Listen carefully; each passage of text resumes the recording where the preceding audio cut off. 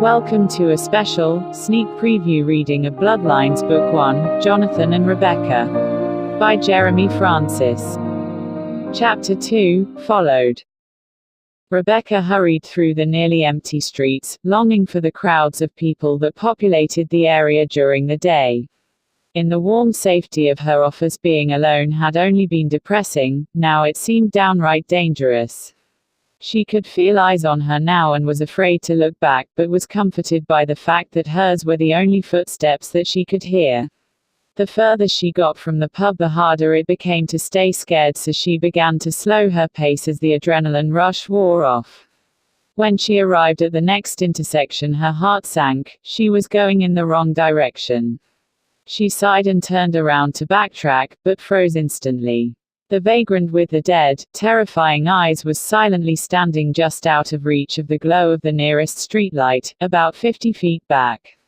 In the split second it took to restart her heart, she knew that she was in more trouble than she had ever planned on having in her whole life.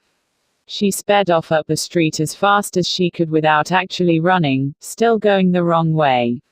Fumbling fingers searched through her handbag and finally managed to extract her cell phone, which promptly went dead as she was dialing 911.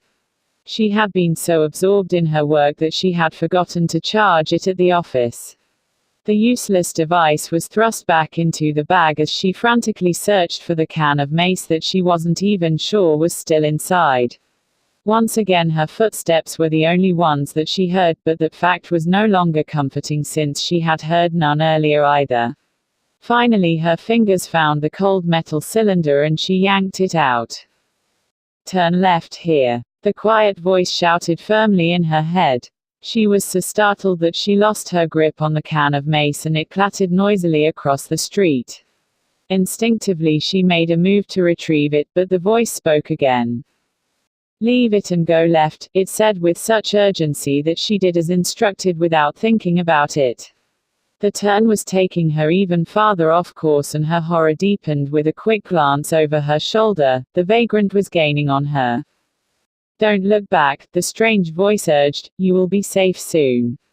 If she was completely honest, the voice scared her almost as much as the man following her. Hearing voices was definitely not normal. "I must be losing my mind," she thought dazedly. "Not losing," the voice said, sounding slightly amused, "just sharing it for a little while." She almost answered the voice, but managed to stop herself at the last second. The voice was all business again as it said, "Go up 2 more blocks and take a right." Snowflakes began to drift peacefully to the ground as she sped around the new corner, both terrified and confused. She was shaking from both fear and the cold as the voice continued to guide her through the streets and the stranger behind her continued to gain ground. "All right," the voice said gravely, "there is an alley halfway up the next block, turn into it." As scared as she was, it didn't occur to her that she didn't have to obey, so she turned into the dark alley, jogging past overflowing trash cans. Her pursuer was now just a few feet behind her. He would have her cornered in a matter of seconds. She didn't look, but she could feel him back there. The alley made a sharp 90-degree turn halfway down and led back out to a side street. She was about to turn the corner, finally breaking into a jog when she froze, her blood running cold.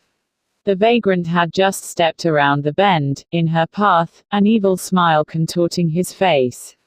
She was completely frozen by fear, she couldn't even think. The vagrant took 2 slow steps toward her, like he was savoring the moment, but then he froze too. His smile morphed into a scowl. "You're early," the man spat through clenched teeth, staring at something behind her. "No," a soft voice answered behind her from somewhere in the shadows, "you're too late." It was a voice that she recognized instantly. Her already overtaxed brain struggled to accept this latest development, that the strange voice she'd been hearing inside her head had an owner, and that owner was now emerging from the shadows behind her and casually striding past her into the moonlight. The man was about 6 feet tall and clad in black leather motorcycle gear from head to large leather boot. Not 1 inch of his skin was visible and his face was hidden by a large jet black helmet, but he paused slightly as he passed her and she could feel the eyes behind the dark visor gazing intently at her. "There's a cab waiting for you around the corner," he whispered in her head, "get home, and quickly." It took her several seconds to regain the use of her limbs, and a few more to coax her brain into moving them. As she sped around the corner she glanced back into the alley and could have sworn that she saw the mysterious man in black backing the vagrant, who now looked just as terrified as she was, into the corner. The cab was waiting, as promised, and she dove into it, slamming the door behind her. "Was the fire, sweetheart?" the driver asked, turning in the front seat to face her. She wasn't quite sure how to answer, so she just gave him her address and told him to hurry. A thin blanket of snow covered the ground when the cab pulled up to Rebecca's apartment building. She thanked the driver and tried to hand him the fare. "It's already been taken care of," the driver said with a wink, "and tell your boyfriend I said thanks for the tip." Again she had no idea how to respond, so she just nodded and got out. The taxi pulled away and she watched its taillights until they faded from view, then she turned her eyes skyward. This wasn't a good city for stargazing, so instead she stared at the clouds and swirling snow. The latest spike of adrenaline was wearing off and the sense of danger had faded the closer she'd gotten to home. Now she was lost in thought, trying to analyze the events while they were still fresh in her mind. When she finally realized that she was freezing, she took one last sweeping look up and down the street, not sure what she was looking for. Her apartment was on the 8th floor and the elevator was waiting for her. It was after 1:30 when she finally unlocked the door and walked into the spacious living room. Usually her first thought upon entering was how big and empty the place was, but now her mind was whirring away at top speed. She absently shrugged out of her overcoat and took a seat at one of the bar stools lined up in the kitchen. Tonight had been both draining and strangely invigorating. The body was weary but the mind was strong. She had spent the better part of the last 4 years as an investigator. It was her job to notice and dissect things, to figure everything out before the competition did. The most troubling thing had to be the voice, which seemed strange under the circumstances. Usually nearly being murdered would be the most troubling event of an evening. A shudder ran down her spine. Maybe this is all just a really weird dream, she thought hopefully, and decided to do the traditional pinch test. Ouch. Her eyes watered as she rubbed the red spot on her arm. Okay, not dreaming. She stood and slowly began pacing the small kitchen, but started losing steam after just 10 minutes. Standing out in the cold hadn't done her aching joints any good, so she began wandering in the direction of the bathroom. She lit a few candles and started the bathwater, sitting on the side of the tub and staring off into space. The encounter tonight had one lingering positive effect: she had stopped feeling lonely.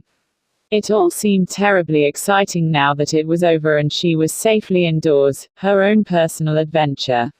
She tried not to wonder how long it would last. The voice in her head was extremely intriguing, as well as its mysterious owner.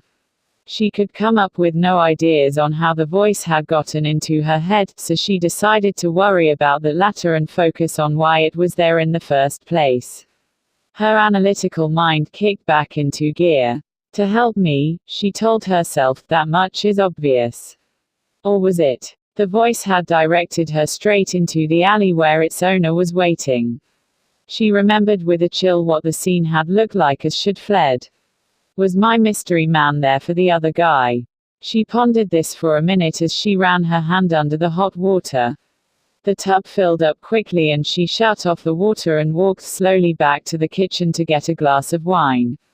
He definitely saved my life, she told herself as she walked back, that much she was sure of. She slipped into the warm water, still lost in thought. After a sip of wine she remembered again how the scene had looked when she left. The vagrant had definitely been afraid. It looked like the guy in black was going to attack him. She thought about his tightly clenched fists and slow purposeful gait. Another shiver ran down her spine, even through the warm bathwater. He entered the room through the fire escape as usual. The attendant in the lobby had only ever seen him once. The apartment was on the 8th floor and was not his. He had paid the tenants $7,000 in cash to rent it to him for a month. They were a fairly young couple, fresh out of grad school, just starting in the careers and in need of the money. The place was pristine with hardwood floors, leather furniture, a marble mantelpiece, and lots of expensive-looking gadgets scattered all over. No wonder they needed the money. He had been there for 2 weeks and had not touched a thing besides a single wooden kitchen chair, not even the large comfortable-looking couch. He slipped into the giant kitchen without turning on the lights and began scrubbing the blood off of his hands. He had gone slightly overboard tonight, interrogating that damn fool Gregory. They had a run-in years earlier and Gregory despised him on principle, just like most of their kind. That was probably why Gregory had joined Lazarus in the first place. Many had fallen in failed attempts at revenge and nearly all of them had sought out Lazarus first. He scowled and scrubbed too hard for a moment. The mere thought of his oldest enemy made his blood boil.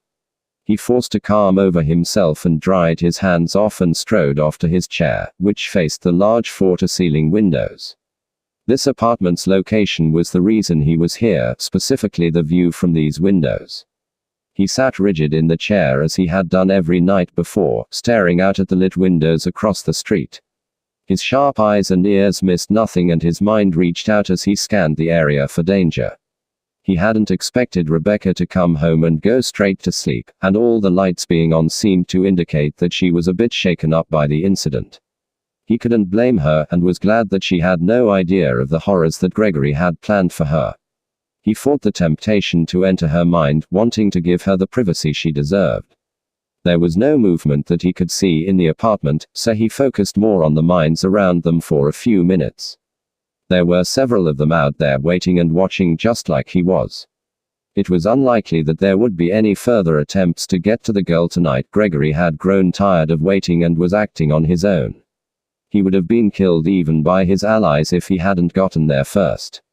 There was no way that he could let his guard down now. They knew he was in the city. It wouldn't be long now. At 2:10 a shadow crossed one of the lights before it was shut off. She appeared in the bedroom seconds later, clearly visible through a gap in the curtains and wrapped in a thick towel. He dropped his eyes at once, fighting the urge to look up and admire her perfect body. He felt suddenly nervous, which is not something that he experienced often, and found the feeling somewhat enjoyable. He lost the battle and peeked up just as the purple satin of her nightgown was sliding into place. A longing he had not felt in 10 lifetimes suddenly exploded inside of him in that instant. Then the pain reared up again, not far behind. He slumped a little in his chair, trying to resist doubling over. Great, he muttered to himself, this is going to be a really long night. Her thoughts were becoming a jumbled mess that was impossible to figure out, so she decided to get some sleep and maybe she would have better luck in the morning when she wasn't exhausted. She walked through the large apartment, realizing for the first time that she had left nearly all the lights on. She laid down and closed her eyes tight, but her overexcited brain wasn't quite ready to call it quits yet. She spent several minutes thinking about her mysterious savior, wondering where he was and what he looked like. They were all minor details that seemed silly, but she still wanted very much to know the answers. She sighed and rolled over onto her back and stared at the ceiling for a long minute. The moonlight reflecting up off of the snow and filtering in through the windows gave the place the same creepy feeling that her office had just before she left it. It was unsettling and she was sure that she wouldn't be able to fall asleep, but she drifted off after just a few minutes. She dreamt that the frightening man with the dead eyes was chasing her. Her legs wouldn't go fast enough, they felt like lead, and he was gaining on her fast, his teeth bared.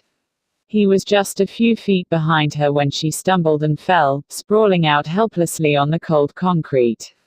In the same second the man in black appeared out of nowhere and leapt over her prone body with a vicious snarl.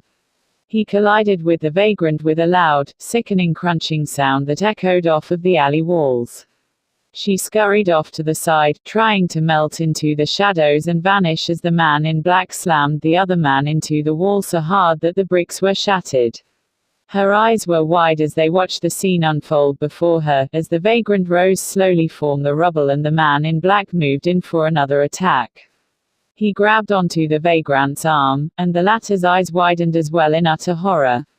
The man in black made a jerking movement that was so fast all she saw was a blur.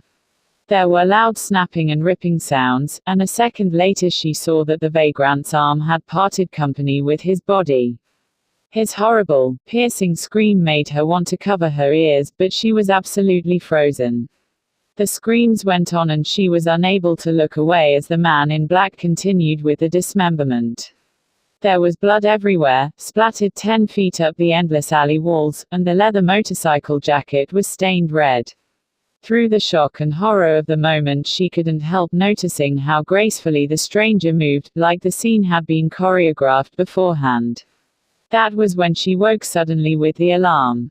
Surprisingly, the shock and terror of the dream hadn't carried over, while the wonder she'd felt had. She took a few minutes to make sure that she would remember every detail before getting up and getting ready for work. Thank you for listening, and if you like the story and want to hear more, be sure to subscribe, like, comment, and share with your friends. You may also help get this book published by making a donation at www.gofundme.com/bloodlines-publication.